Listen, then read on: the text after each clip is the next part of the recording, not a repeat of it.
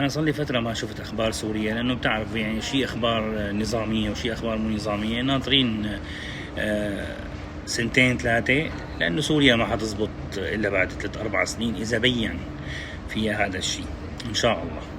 بس أنا هلا كنت عم شوف بيان للهجري عم يقول أجواء دولة السويداء ليست مستباحة، وأسقطوا عدة أهداف معادية.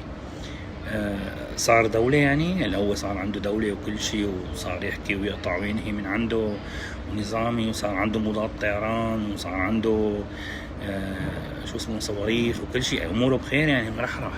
ايه والله، وين الدولة السورية يا أبي؟ امتى إن شاء الله نخلص منه؟ أعطوني يعني صار لكم سنة و4 5 أشهر، شو الترتيب؟